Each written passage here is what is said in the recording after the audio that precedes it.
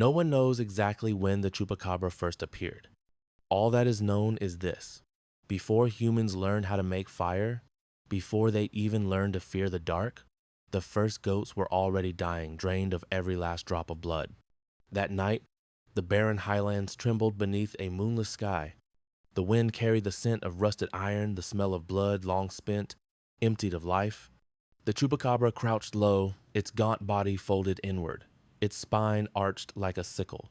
Mottled gray skin, scarred by countless old wounds, stretched tight over its frame.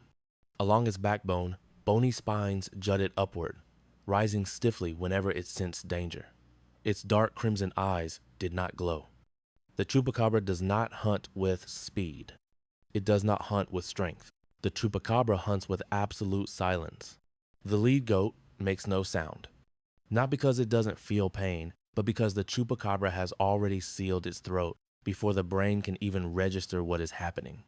Two slender fangs, hollow, like hypodermic needles, pierce the skin of the neck. There is no tearing, no spray of blood. Only life itself being drawn out, steadily, methodically, without emotion, until the body is left weightless, a husk. The Chupacabra closes its eyes. In that instant, ancestral memory floods back. Ages of drought, when meat rotted faster than blood. Seasons of failed hunts. Larger species that claimed the land. Blood was evolution's answer. Blood does not need to be chewed. Blood delivers energy fast. Blood makes no sound. But tonight, something is different. The ground trembles faintly. Not a herd, not an earthquake. Footsteps of early humans. The Chupacabra opens its eyes. Its pupils contract. The bony spines press flat against its back, a survival reflex etched into its body over thousands of generations. It has encountered them before. Creatures that walk on two legs, that know how to shape stone into blades, that kill not out of hunger, but out of fear. The Chupacabra withdraws into the darkness, its body dissolving into the night as if it had never existed at all. On the ground remain only the desiccated corpses of goats, their eyes wide open, unable to understand why life abandoned them without leaving a trace. In the distance, a human child comes to a halt, trembling. It sees only one thing, a pair of red eyes fading into the dark. And from that night on, the legend begins.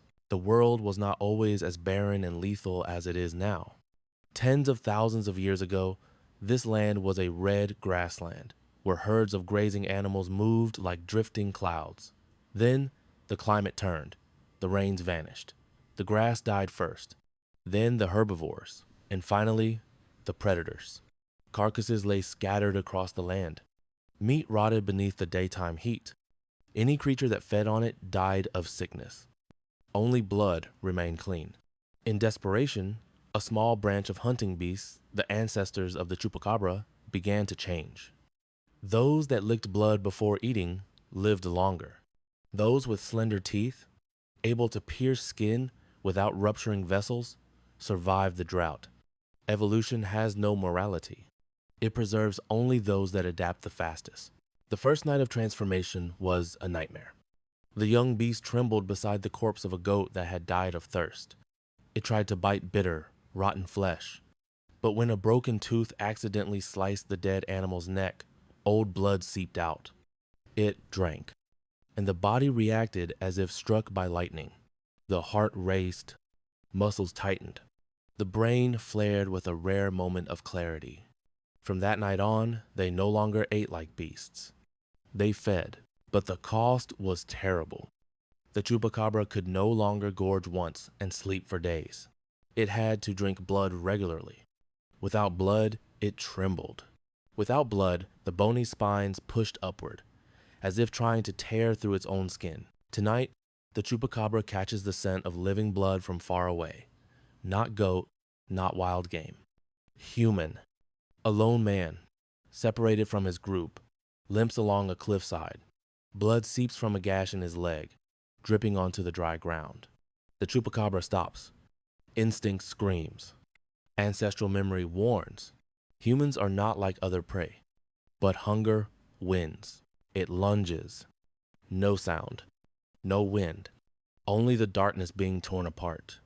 The man has just enough time to turn his head eyes wide at something that should not exist. The fangs sink into his neck. Human blood is different, hotter, saltier, carrying fear, memory, violence. The chupacabra convulses violently. Its mind floods with images that are not its own. Fire, sharpened stone, screams, coordinated hunts. It has drunk human memory. The man collapses, not quite dead, his eyes still locked onto it. In that moment, the two species understand each other through the most primal fear there is. The chupacabra turns and runs, but it is already too late. In the distance, fire flares. Shouts echo. The humans know.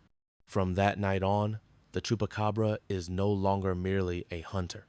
It becomes the hunted, and humanity begins to name its fear. Fire is the first thing the chupacabra ever feared, not because it burns flesh, but because it erases the darkness, the only refuge that had protected it for tens of thousands of years. Stone drums echo through the night. No rhythm, no music, only the sound that calls the hunt. The tribe has gathered. Men smear ash across their faces, stone spears in hand, their sharpened tips gleaming red with tree resin and dried blood. Women and children are driven back to the outer ring, where fire burns as a living barrier. The chupacabra curls in on itself inside a narrow rock crevice, its chest heaving.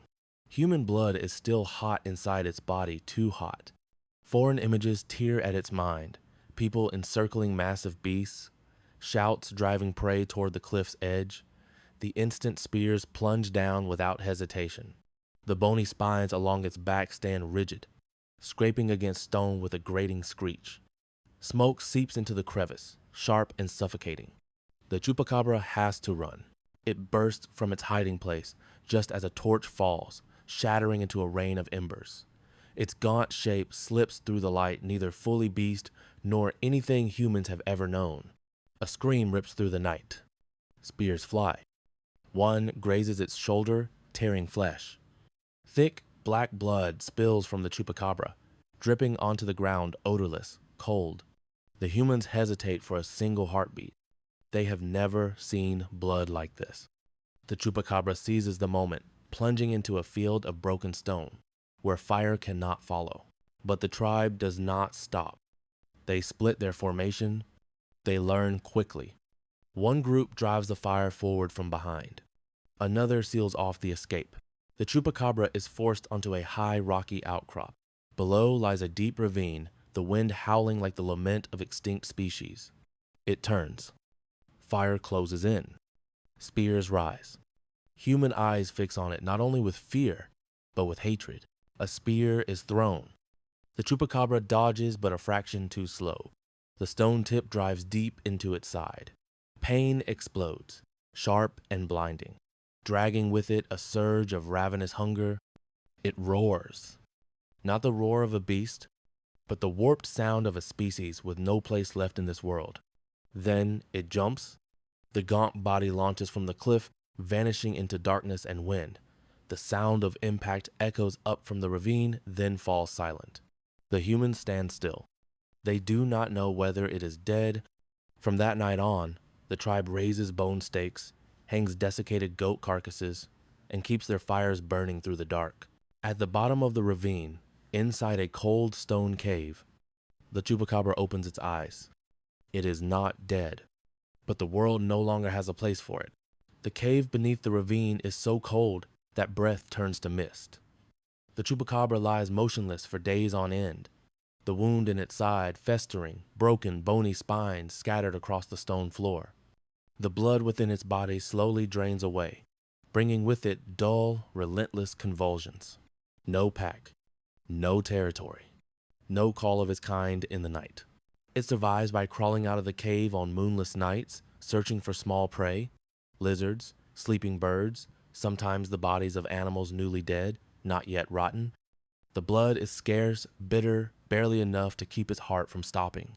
The chupacabra begins to dream, not the dreams of a beast. It dreams of being surrounded, dreams of hands gripping stone, dreams of the terror of being hunted, becoming instinct. The rainy seasons come and go. The tribe grows. Prey disappears. Not because the chupacabra hunts too much, but because humans have taken the world. The chupacabra stands atop a high outcrop, looking down at the grassland that was once its ancestors' territory. Now there is only ash, bone, and the deep imprint of two-toed footprints pressed into the earth. It understands. It is not the one going extinct. The world is evolving without it. The final night of the species holds no ritual, no battle, no roar. The chupacabra crawls to a cliff where the wind blows strongest. It lifts its head, letting the wind pass through its worn, bony spines like the hands of the dead touching it one last time. In that moment, ancestral memory rises. The red grasslands, packs hunting silently through the night. Warm blood flowing over fangs, no fear, no hatred. The chupacabra closes its eyes. Its body is never found. Perhaps it died and was buried beneath stone. Perhaps its bones turned to dust over the millennia. Or perhaps a final few learned how to hide deeper than history itself. Thousands of years later, when humans raise goats, build fences, and believe they have tamed nature, drained goat carcasses begin to appear again. Not often, not clearly,